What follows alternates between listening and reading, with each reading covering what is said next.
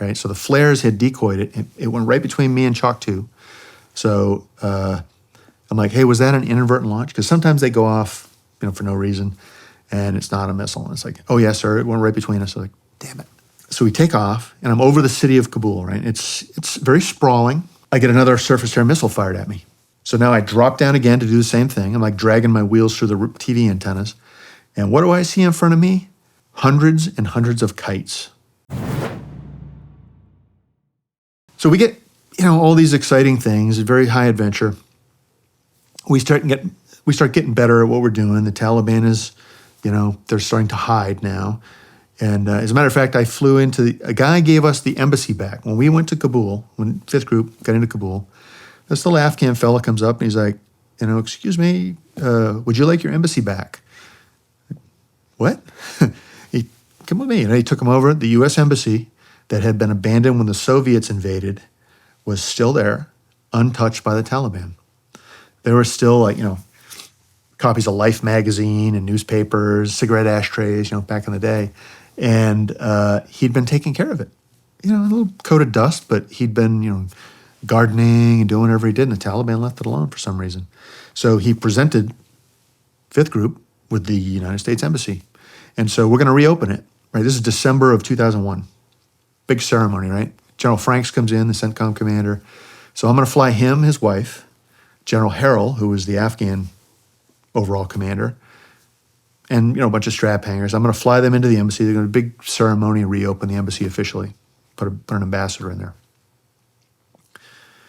Except I get told, take him in at like 10 in the morning, daylight, right? I'm a night stalker. We fly at night. Why? Because it's safer.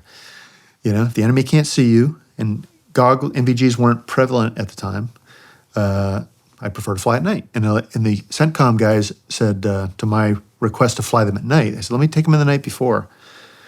Oh, no. You got to take them in 10 o'clock, got, scheduled. I said, you're putting a 4-star general and his wife and a 1-star at risk. And they, no, the Taliban's gone. I'm like, do you realize I get shot at? Whenever I leave the wire, I get shot at, and it's all big stuff. It's 14.5, 12.7, sometimes bigger, sometimes man-pads. And they're like, no, it's fine, right? And as we saw 2 years ago, the Taliban is not gone. But so I take off, head into the embassy, and I don't have a choice. And flight of 2, and we've got everybody on a headset. So the general's listening in, we're talking, all right, coming left, coming right, speeding up, slowing down. And all of a sudden, my flares go off automatically, right? Because, in the movies, you get a surface-to-air missile fired at you. It's a heat seeker. It's like, oh, a missile, 2 o'clock, I'm evading, I'm cutting my heat signature. No, it's more like it goes by, and you go, holy crap, it didn't hit us, right? So the flares had decoyed it. It went right between me and Chalk 2. So I'm like, hey, was that an inadvertent launch? Because sometimes they go off, for no reason, and it's not a missile. And it's like, oh, yes, sir, it went right between us. So like, damn it. So the conversation is, all right, missile fired, coming down left. I kind of drop down. I'm in like a creek bed, and I had been doing 120. I speed up to 165, so it's almost 200 miles an hour, about 10 feet off the deck, because what I'm trying to do is put just enough of the subtle terrain between me and any potential follow-on shots, because you have to elevate the thing, get, lock on, get the battery coolant thing going and launch it, right? So I'm trying to do that. And I come into the embassy, I'm doing about 150 as I cross the wall. And I got to stand this thing up on its end and drop it in. Chalk 2 comes in behind me. General's like, oh, thanks for the flight, guys. And I'm like, sir, get out. And they're like, well, there's nobody out there yet. I said, sir, get out, go to the building to the left. All right, well, have a good day, And he had no idea we had been, he just didn't know, right? So we take off, and this is actually a funny story I tell someone. So we take off. He was on the headset? He was on the headset the whole time, because in the movies, if a helicopter gets shot at, everybody freaks out and they run into each other, right? Which is what I told Jerry Bruckheimer at the 12 Strong Commander. I said, I hope you didn't do that, because we are very calm under pressure. He's like, I'd be right. But anyway, so we take off, and I'm over the city of Kabul, right? It's very sprawling, right? It's very densely packed. There's TV antennas everywhere, those old-fashioned ones. And I get another surface to air missile fired at me. So now I drop down again to do the same thing. I'm like dragging my wheels through the TV antennas. And what do I see in front of me? Hundreds and hundreds of kites. The Taliban, remember, had banned kites. Music, you had to have a beard, that kind of stuff. So everybody shaved when the Taliban fell. Kids were flying kites. And the problem with a kite is they like to use fishing line so they wouldn't lose their kite, right?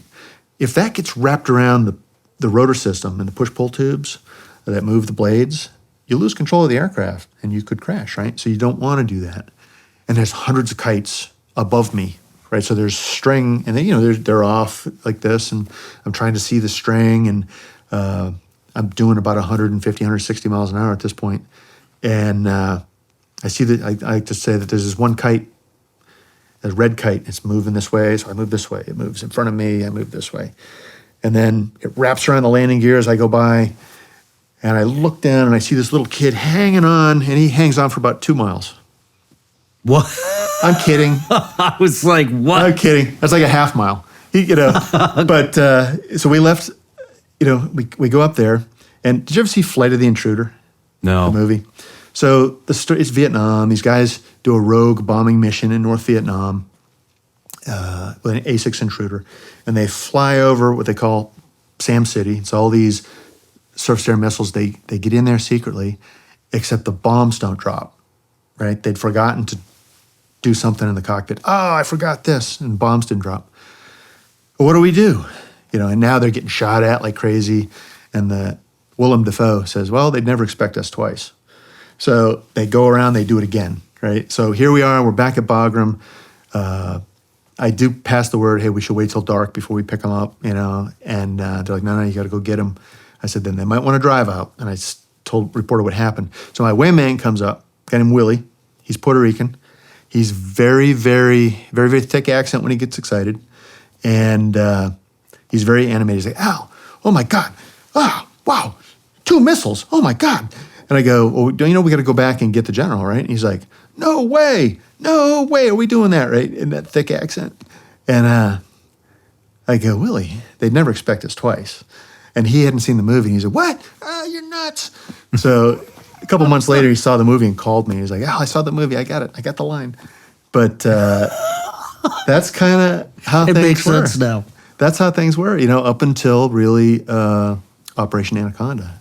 And that's its own conversation. We can go there if you want. No matter where you're watching Shawn Ryan Show from, if you get anything out of this, please like, comment, subscribe, and most importantly, share this everywhere you possibly can. And if you're feeling extra generous, please leave us a review on Apple and Spotify podcasts.